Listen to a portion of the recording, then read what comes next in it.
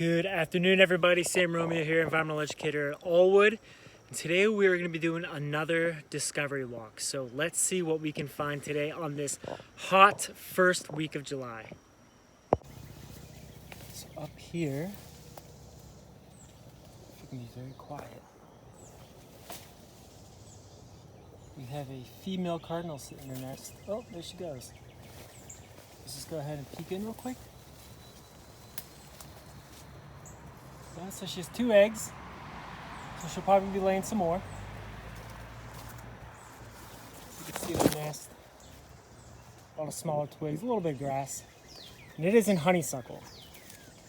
And if you've heard me before, cardinals, northern cardinals, actually have a higher percentage of predation when they nest in honeysuckle. So let's hope for the best for her. So right now I am in front of our nature center, and I love these little pockets of wildflowers that we have planted throughout the parking lot because they are always full of really cool stuff. So you can see here we have Queen Anne's lace, which is in bloom. Sometimes the flower heads, kind of compacted like that, rolled up. We have some mince blooming, the pokeberry starting to be in bloom a little bit. We have one of my favorites, which is called a Culver's root. It almost looks like sweet clover a little bit, but you can see it kind of has this central kind of flower head and curling back, this whitish gray color. And our gray-headed coneflowers are starting to be in bloom. Our milkweed is in bloom. The coneflowers are starting to come up a little bit. You can see the purple coneflowers are just starting to emerge. So we are getting there. It is almost midsummer.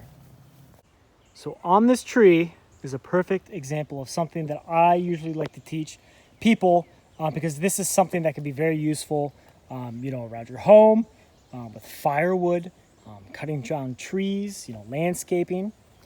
So here is poison ivy, okay? 3 leaves, outside mittens. Look at the vine itself. The vine of poison ivy grows out these red hairs, all right?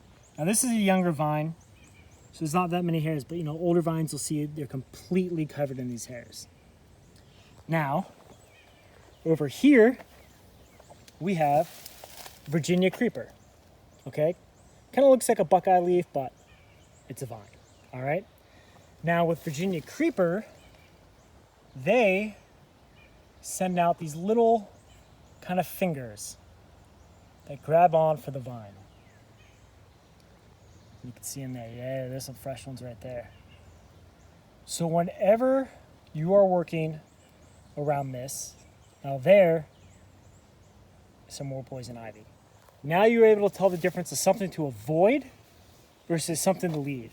Now, I will say, both of these vines are native, okay?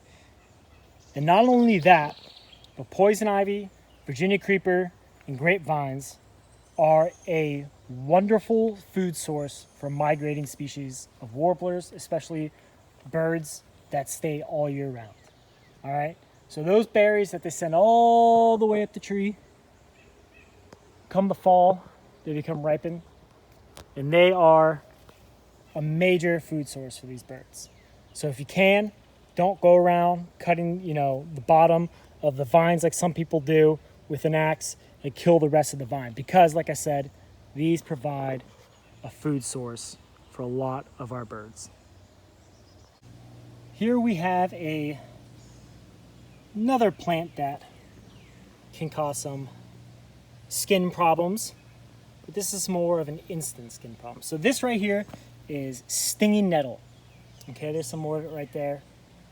And this grows in wetter regions, wet soils, around creeks, ponds, lowland areas. Now, with this though, let me zoom in here. You see all those little hairs? Those are essentially like little glass needles. Now on the stem, they're much worse, but they're also on the leaf, found on the top and the bottom. Now, if you were to brush up against these, essentially what happens is those little hairs break off in your skin and cause a reaction. Okay, it causes this burning sensation, this itching sensation for a little while, for about 7 minutes. They may call me crazy, but I always tell people it is good to know what stinging nettle is, where it grows, so you can avoid it, but also to know what the sensation feels like. Because if you're out hiking and all of a sudden your legs and your hands and your knees start burning, you may think, oh my gosh, what's going on with me? Did I walk through something poisonous or something? I don't know. But it is a good way to know that sensation so you can understand it and you don't have to worry about that. Nothing serious has happened to you. That it's just from stinging nettle. They may have walked through a brush past, and that sensation, that burning, that itching will pass in about 7 minutes.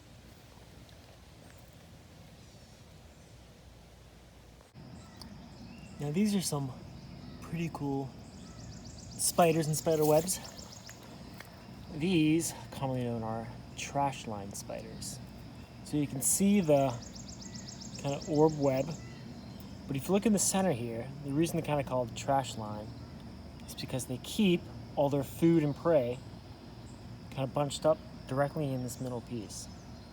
So once a bug flies into it, they'll pretty much bring it into this line and then fix their spider web all back up. Now here's a somewhat common plant here at Aullwood, and this is called cup plant. And the reason it's called a cup plant because right here you can see the leaves actually go kind of through the stem a little bit, but they are actually filled with water. That one's not. So sometimes if you're lucky, you might actually see a bird, say a goldfinch or something, land on these cup plants to get some water out of those little pockets.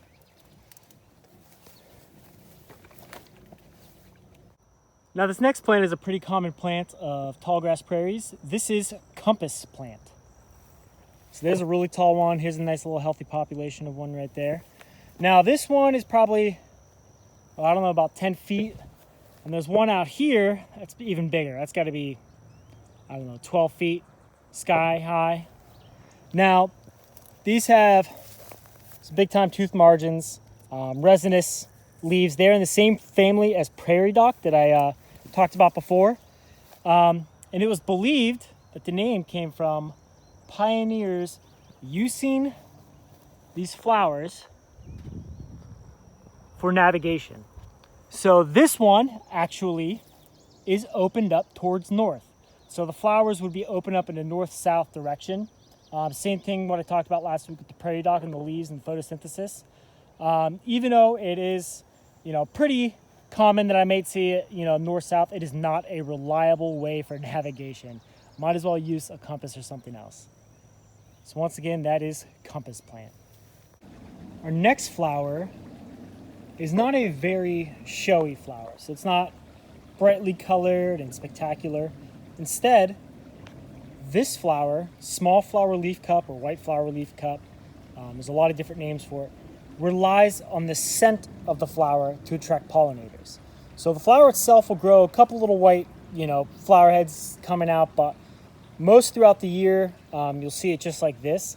But if you were to smell these flowers, they are very fragrant, very lemon, very fruity scents. I can smell it just standing here. So not only do flowers rely on their scent or on how showy they are to attract your pollinators, but sometimes, plants like this will choose just one side of that spectrum to attract your pollinators.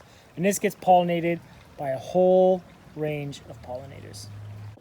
Well, it is getting pretty hot out there, and that is going to be it for this week. Again, I'm Sam Romeo, environmental educator, and just a reminder that we are now open at the Aullwood Farm Center, which is on Frederick Pike. Right now, we are only open for members only. However, if you are not a member, you can show up and purchase a membership on the spot. But you can also go to our website for more information. So again, thank you for watching. Have a great rest of your week.